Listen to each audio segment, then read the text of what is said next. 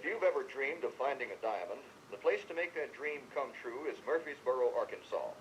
You can look for diamonds anywhere, but the only place they've ever been found on the North American continent is Arkansas. The diamonds and other precious stones were formed by a volcanic eruption about 70 million years ago. Commercial diamond mining began in 1906 and continued up until 1962. Over 60,000 diamonds have been found in the mine at Murfreesboro, the largest over 40 carats. Commercial mining ceased in 1962, just 5 years ago, not because there weren't any more diamonds, but because the yield per ton ore was not sufficient to warrant commercial mining with its expensive equipment. Then the mines were open to tourists who would like to try their hand at diamond mining on an amateur basis for a small fee. It turned out that diamond mining is lots of fun when you don't have to do it for a living, and surprisingly enough, the amateurs have been more successful than the professionals. Men, women, and children scratching around with garden tools, or even with their bare hands if they prefer, have found an average of 3 times as many diamonds each year than the last commercial operator. Several genuine diamonds are still found each week, along with amethyst, garnet, fire, opal, and other precious and semi-precious gems. And it's finders keepers. The visitors get to keep any stone they find. In addition to diamonds and other gemstones, there are many interesting and colorful rocks and minerals, some of which glow in the dark or under ultraviolet light. Diamond hunting in Arkansas is lots of fun. It is inexpensive fun for all the family, and sometimes quite rewarding. I wanted to let you watch that documentary through without comment, but now I'd like to back up and comment on a few things here and there. This is Roscoe Johnston, who operated the big mine, they called it, the larger portion of the search field. At the time, Howard Millar had the northern end where the old iconic mineshaft building was, and he had a tourist attraction known as Crater of Diamonds, or Millar's Crater of Diamonds, before it became a state park in 1972. Well, Mr. and Mrs. Roscoe Johnston used to work for the Millars, and then they made a deal with the owner of the property across the fence.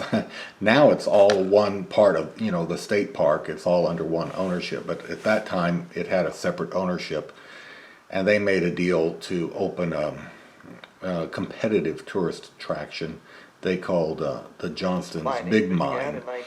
And see the motorcycle here, or motor scooter? They used to allow vehicles out onto the diamond search field. That is not allowed any longer. You'll see in just a moment this guy's riding right through the search area on his motor scooter. Commercial mining ceased in 1962, just 5 years ago. In a moment, a car will drive through right where the visitor center and museum is, and drive down what used to be a sidewalk and a road at that time, but a sidewalk years later when it was a state park. But things have changed. This is Roscoe Johnston showing the equipment that Art Slocum used in the early 1960s up until 1962, and during that time he did find an 8-carat yellow diamond. Now in the documentary they say, well, he didn't find many diamonds. Well, maybe they just didn't report many diamonds to the IRS, but anyhow, an 8-carat yellow was found during that time. And we don't really have a record of the other diamonds that were found at the time. Now see the car? It's going through right where the visitor center is now. I mean, that's like right where the museum sits. And let me back it up again and take a look. So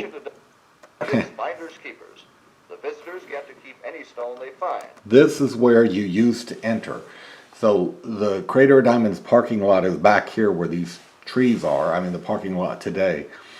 And this building, of course, is gone, but that used to be their gift shop where you would pay to enter the search field. And after you paid, you were allowed to drive your car down onto the search field. And this area where they're at right now at the top of the hill, that is today's visitor center and museum.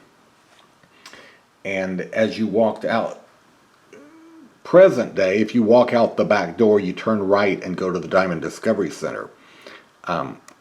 you used to be able to go out the back door of the visitor center and walk a sidewalk down here, right where this road goes. Well, when they built the Diamond Discovery Center, they Diamond hunting in Arkansas sent you a is different fun. way. They routed you over Expensive to the fun Diamond for all the Discovery family, Center and sometimes instead. quite rewarding. Now they're showing diamonds that were found there and other rocks, and that's pretty well the end of it. But thank you for joining me on this edition of Genuine Diamonds in Arkansas on our YouTube channel.